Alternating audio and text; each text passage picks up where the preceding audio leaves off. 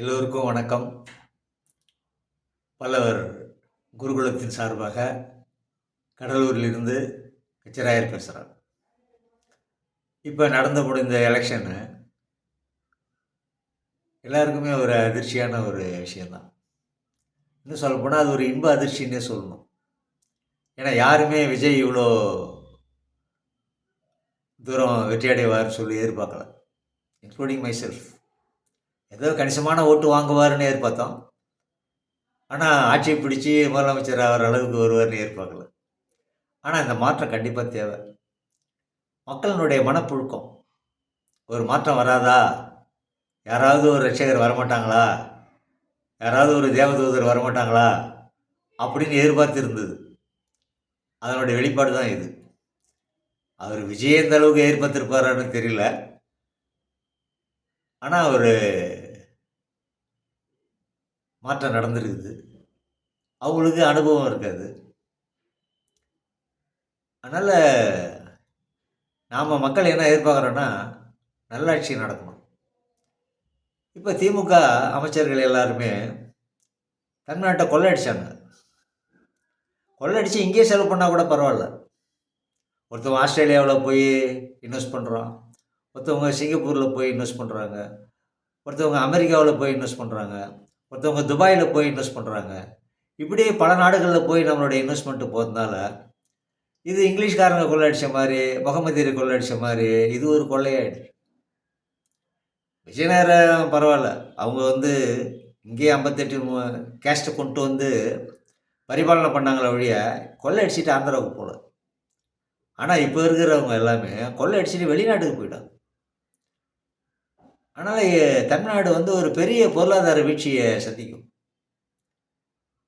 என்னை பொறுத்த வரைக்கும் நான் என்ன நினைப்பேன்னா, இந்த கொள்ளையடித்த பணத்தை அட்லீஸ்ட் ஒரு 50% அவங்ககிட்டேருந்து ரெக்கவர் பண்ணாக்கா தமிழ்நாட்டினுடைய பாதி கடன் அடைஞ்சிடும்.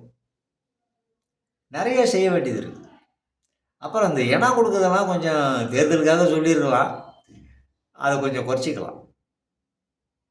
ஏன்னா ஒன்றும் வானத்திலேருந்து வருமானம் வராது. எந்த நாட்டுக்குமே வருமானம் வர்றது தொழில்னு பார்த்தீங்கன்னா நம்பர் 1 பார்த்தீங்கன்னா அக்ரிகல்ச்சர் தான். அடுத்தது பார்த்தீங்கன்னா ஃபிஷிங், மீன்பிடித்துறை. அடுத்தது பார்த்தீங்கன்னா கனிம வளம், அது மணலாக இருக்கட்டும், தங்கமாகட்டும், நிலக்கரி ஆகட்டும், வாட் எவர் த சப்ஜெக்ட், அதை நம்ம மதிப்பு கூட்டி விற்கணும். இது 3ல் தான் வருமானம். இந்த வருமானத்தை எப்படி மதிப்பு கூட்டி விற்கிறது அப்படின்னு தான் நம்ம யோசிக்கணும். இப்போ யூரோப்பியன் ஸ்டேட்ஸ்லாம் டெக்னாலஜியில் ரொம்ப டெவலப் ஆகிட்டான்னு சொல்கிறாங்க. நாம் ரொம்ப காலத்துக்கு முன்னாடியே அட்வான்ஸாக டெவலப் ஆகியிருக்கிறோம். இந்திர விமானம், புஷ்ப விமானம்லாம் இருந்துருக்குது. அப்போ நம்ம கதையில் அதை நம்பலை. இன்றைக்கி ட்ரோன் பறக்கக்குள்ளே நம்ம நம்ப ஆரம்பிச்சிட்டோம். அப்போ நம்மக்கிட்ட அந்த டெக்னாலஜி இருந்துருக்குது. வி ஹவ் ஃபர்காட்டன், நம்ம அதை மறந்துட்டோம். மீண்டும் அதை கண்டுபிடிக்கணும்.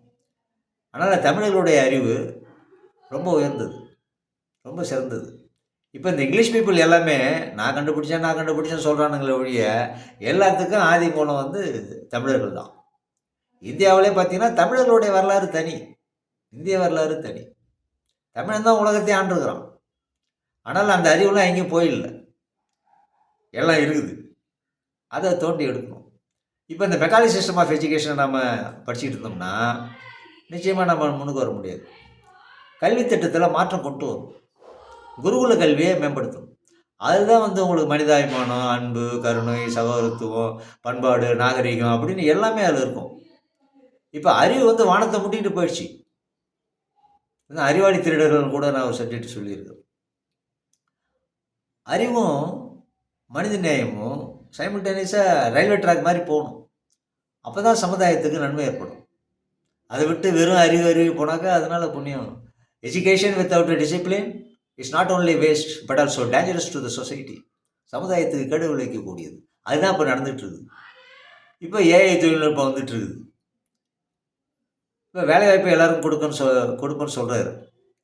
எப்படி கொடுக்க போகிறாரு? எவ்வளோ பேர் வேலையில் இருக்கிறாங்க. ஆனால் ஈஸியாக கொடுக்கலாம். எப்படி தான் நீங்கள் என்னென்ன பண்ணாலும் இந்த உண்ண உணவு, உடுக்க உடை, இருக்க இடம், போக்குவரத்து, டிரான்ஸ்போர்ட்டு, மருத்துவம், என்டர்டெயின்மெண்ட்டு, ஸ்போர்ட்ஸு, இது இந்த 7-8 டிபார்ட்மெண்ட்டில் தான் வரும். இதில் தான் நீங்கள் ஆராய்ச்சி பண்ணாலும் சரி, உற்பத்தி பண்ணாலும் சரி, விநியோகம் பண்ணாலும் சரி, இதுக்குள்ளே தான் வரும். இதுக்கு ஒன்றும் முட்டி மோதிட்டே இருக்கணும்னு அவசியம் கிடையாது. தன்னை காப்பாற்றிக்கணும். இப்போ எல்லாமே வந்து ஆர்டர் பண்ணுறாங்க, அப்படி அப்படியே வருது அப்படின்றது இல்லாமல், குருகுலம்னு சொன்னாக்கா அவங்களே செல்ஃபு ஹெல்ப், தன்னிறைவு அடைந்த வாழ்க்கை வரணும். அதே மாதிரி நாடும் தன்னிறைவு அடைந்த வாழ்க்கை வரும். இப்போ நம்மகிட்ட உற்பத்தி ஆகிற பொருளை நாம் அனுபவித்து நம்ம தேவைக்கு போக இருக்கிறத நம்ம மீதி வெளிநாடுகளுக்கு ஏற்றுமதி பண்ணோன்னா வளர்ச்சி அடையும். அங்கே ஜப்பானில் நல்லா இருக்குது, சைனா பீஸ் நல்லா இருக்குது, கொரியா பீஸ் நல்லா இருக்குது, ஜெர்மனி பீஸ் நல்லா இருக்குது, ஃப்ரான்ஸில் நல்லா இருக்குது, நல்லா வாங்கி அனுபவித்தோம்னா கடைக்காரனாக தான் ஆகலாம். எல்லாம் புரியும்னு நினைக்கிறேன்.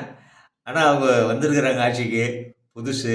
ஆனால் இந்த காலத்தில் வந்து டிஜிட்டல் வேர்ல்டு, ஒன்றும் எக்ஸ்பீரியன்ஸ் இருக்கணும்னு தான் சொல்லணும் அவசியம் கிடையாது. எல்லாம் இருக்கிற ஐஏஎஸ் ஆஃபீஸர்லாம் கூட்டி என்னென்ன திட்டங்கள் என்னென்னா சொல்லிடுவாங்க. ஆனால் நேர்மையான ஆள்களை பக்கத்தில் வச்சிடணும்.